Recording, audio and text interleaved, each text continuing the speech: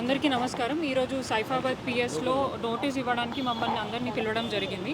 So రీసెంట్గా ఏదైతే మన అంబేద్కర్ స్టాచ్యూ దగ్గర మా బీఆర్ఎస్ పార్టీ మహిళా విభాగం అందరం కలిసి ఒక ప్రొటెస్ట్ తీసుకోవడం జరిగింది. ఆ ప్రొటెస్ట్ ఉద్దేశం కూడా అందరికీ తెలుసు.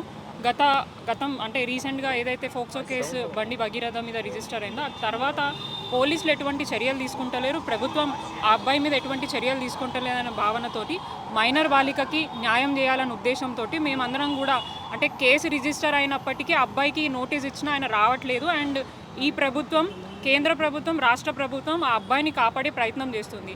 అంటే సామాన్య ప్రజలకి ఒక చిన్న కేసు అయినా కూడా పోలీసులు వెంటనే లుకౌట్ నోటీస్ ఇవ్వడం, నోటీసులు ఇచ్చి ఎక్కడ పడితే అక్కడ ఏమంటారు రిక్కీ లాగా నిర్వహించి వాళ్ళని పట్టుకొని వచ్చి పోలీస్ స్టేషన్లో కూర్చోబెట్టే పరిస్థితిలో ఒక ఫోక్సో కేసు అయిన అబ్బాయిని తీసుకురావడానికి 9 రోజుల సమయం పట్టింది. అది కూడా చాలామంది బయటికి వచ్చి మహిళా నాయకురాలే కానివ్వండి, లేదంటే వివిధ పార్టీకి సంబంధించిన వాళ్ళు ధర్నాలు రాస్తారోకాలు చేసిన తర్వాతనే ఈ కేసు అనేది బాగా పెద్దగా అయింది.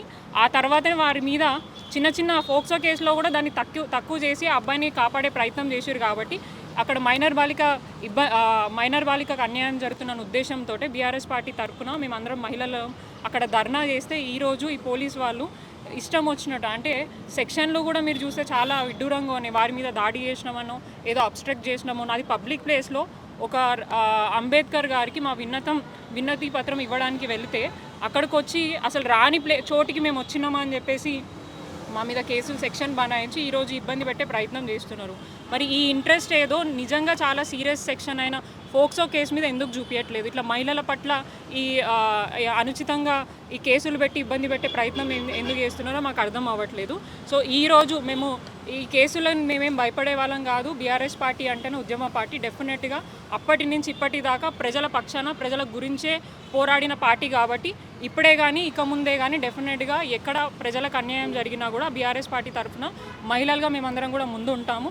అండ్ ఈ కేసు ఏదైతే ఇప్పటిదాకా మేఘనా గారు చెప్పినట్టు అన్యాయంగా ఇప్పుడు ఒక ముస్లిం బాలికకి ముస్లిం వాళ్ళు ఎవరైనా హిందూ మహిళల మీద ఏదైనా చేస్తే లవ్ జిహాద్ పేరుతోటి బీజేపీ నాయకులు ఇష్టారీతిగా మాట్లాడుతున్నారు.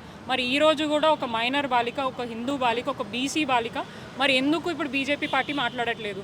అండ్ మోర్ ఓవర్ ఇది ఫ్యామిలీ ఇష్యూ అని అంటున్నారు. మరి ఫ్యామిలీ ఇష్యూ అయినప్పుడు ఎందుకు యూనియన్ మినిస్టర్ గారు పబ్లిక్ మీటింగ్లలో వారి పర్సనల్ విషయాలు మాట్లాడడం జరిగింది? కేవలం ఆయన యూనియన్ మినిస్టర్ అనే ఒక ట్యాగ్ లైన్ ఉంది కాబట్టి ఆయన అవన్నీ ఏమంటారు యాక్సెస్ దొరికింది. ప్రధానమంత్రి మీటింగ్లో ఏమంటారు హిందూ ర్యాలీ, హనుమంత్ ర్యాలీలో ఎక్కడ పడితే అక్కడ ఆయనకి అంటే అది పబ్లిక్ మీటింగ్ అయినప్పుడు పబ్లిక్కి సంబంధించిన అంశాలు కానీ ఆయన గురించి మాట్లాడడం అండ్ మోర్ ఓవర్ వారి తండ్రి కాబట్టి ఆయన మీదకి వస్తుందని చెప్పేసి ఒక ఆర్డర్ కూడా తెచ్చుకొని నా పేరు వాడద్దు అని చెప్పేసి అంటే మొదటిసారి చూస్తున్నాము నా పేరు వాడద్దు ఈ కేసులో అని చెప్పేసి ఒక యూనియన్ మినిస్టర్ ఒక ఆర్డర్ని తెచ్చుకోవడం అనేది కూడా విడ్డూరంగా ఉంది. ఎవరైనా కూడా తప్పు చేసినప్పుడు ఒక ఇన్స్టిట్యూట్లో ఉన్నా ఒక దగ్గర ఉన్నా కూడా అసలు మీ తల్లిదండ్రులు నీకు ఏం నేర్పించిండ్రు, నువ్వు చదువుకుంటున్న ఏమంటారు స్కూల్లో నీకు ఏం చదువు చెప్తురా అని అంటారు. ఖచ్చితంగా ఎవరైనా తప్పు చేస్తే వాళ్ళ పెద్దవాళ్ళనే అంటారు. మరి నీ కొడుకు ఇంతగానం తప్పు చేస్తుంటే ఆయనను కాపాడే ప్రయత్నం చేస్తున్నారు. అండ్ మోర్ ఓవర్ 9 రోజుల పాటు ఆయనను ఎక్కడ దాచిపెట్టారు? ఆ దాచిపెట్టిన వాళ్ళు కూడా నేరమే కదా. మరి వారి మీద ఎందుకు కేసు అవ్వట్లేదు? వారికి క్లియర్గా తెలుసు ఎక్కడ ఉన్నాడు, ఏం చేస్తున్నారు ఏంటి అని చెప్పేసి. అండ్ కేంద్ర రాష్ట్ర ప్రభుత్వాలు ఈ ఇష్యూ మీద చాలా సైలెంట్గా ఉండి అబ్బాయిని కాపాడే ప్రయత్నం చేస్తున్నారు అండ్ అమ్మాయికి అన్యాయం చేసే ప్రయత్నం చేస్తున్నారు. ఇక ముందు కూడా ఆ అమ్మాయికి ఏమైనా అన్యాయం జరిగినా బీఆర్ఎస్ పార్టీగా మేము పోరాడతాం. కేవలం ఇది ఒక్క అంశమే కాదు, బీఆర్ఎస్ పార్టీగా ఎక్కడైనా కూడా మహిళలకు ఏమైనా ఇబ్బందులు జరిగినా కూడా మేమందరం ముందుండి ఇవన్నీ కూడా ఎదుర్కొంటాం. ఈ చిల్లర కేసులు, ఈ పిచ్చి కేసులు మమ్మల్ని భయపెట్టడానికైతే ఏం లేదు. సో ఇక ముందు కూడా ఏదైనా కూడా మేము ఎదుర్కోవడానికైతే సిద్ధంగా ఉన్నాం. Thank you.